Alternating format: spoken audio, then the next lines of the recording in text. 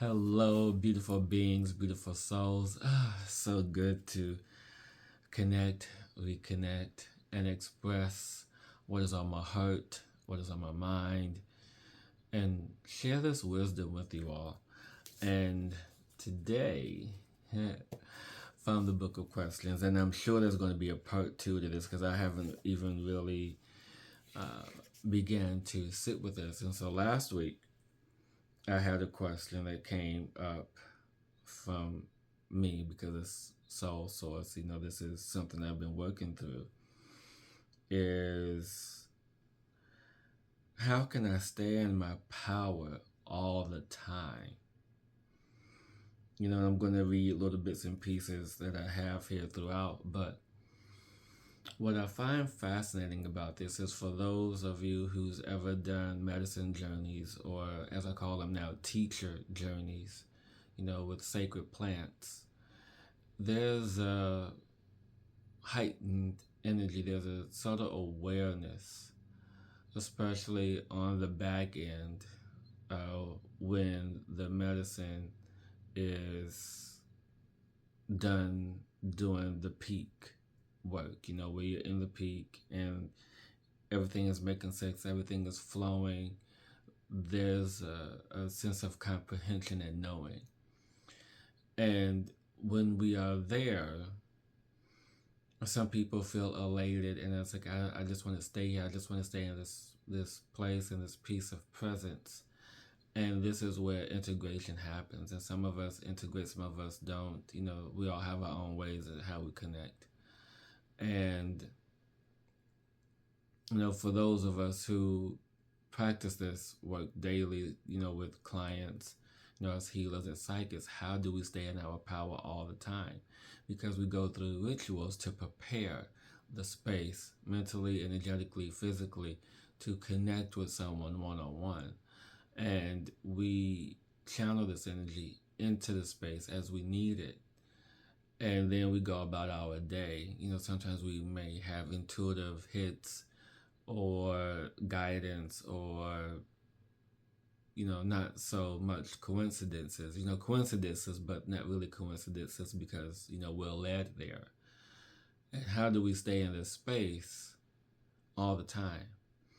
And one of the things that I know that, presently, it's not possible to stay in that heightened energy all the time unless you are physically prepared, meaning that the body is at peak performance, meaning that you're eating well, you're eating right, you're exercising, you have a ritual or practice that you do every day. There's all these things that you have to do, but life has distractions, and life creates purpose and growth, and so there's these missed opportunities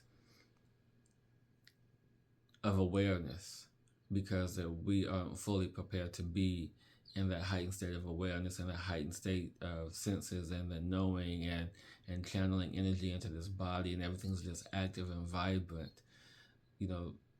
We have to ground that energy in the body.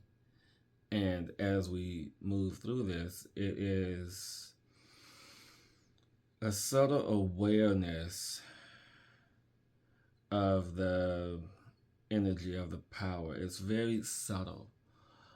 It's almost like a feeling of tingling sensation in and around the brain, in and around your third eye, your crown chakra. Sometimes it moves into the lower chakras of vibrations, even in the heart. So you just have to be aware of this energy as it moves through and allow for the subtleness of this power, the subtleness of this light, because it's not, anything bold and brash, or dense, rather, like the lower vibrating energies, because you have to understand that lower vibrating energy is denser, it's more tangible, as opposed to higher frequencies. They're more subtle and less easy to obtain depending on at your skill level and what you are connected to. And so understanding the subtleness of these energies and the densities of others, it really allows you to then begin to speak of, am I in my power? And sometimes you can even ask, and I've learned this through practice, that you can ask for you to receive your power when you need it.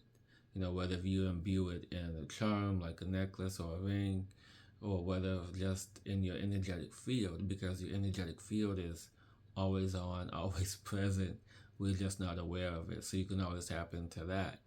But staying in your power is to acknowledge it, to acknowledge the energy that is flowing, and then begin to allow yourself to surrender. Surrender and submit, which is interesting because you have to surrender to the energy, but you also have to begin to master it, to be in control of it. And what triggers the space of awareness, what triggers the space of the knowing, what triggers the space of you really tapping into the fullness, the embodiment of your soul, of your being here in this physical form. And it's not necessarily easy for everyone to do because we don't know what our triggers are. Everyone is different. Just like if you ever watch, TV shows with people who have powers, their triggers are different for everyone, whether if it's heightened emotions or just will and practice and just understanding the energetic beings and bodies that you are. It's really into the subtleness of it. And so having to stay in your power, what does that mean? Does that mean being confident? Does that mean, manifesting?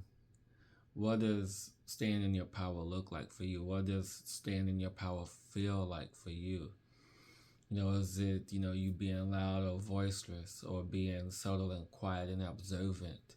Is it just really taking the time to acknowledge what your power is and what it feels like for you? So I want you guys to sit with that for a moment and to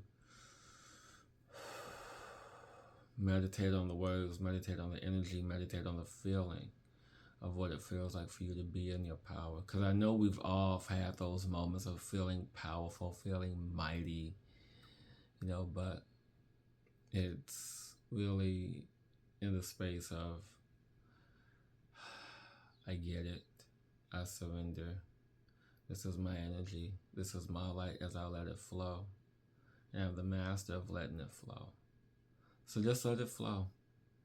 But I'm sure there's going to be a part 2 to this, because there's so much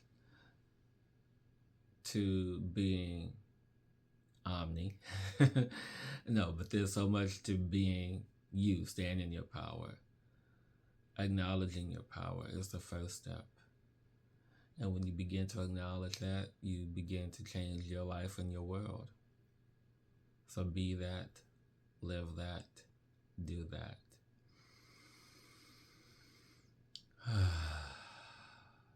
Till next time, beautiful souls. Have an amazing day.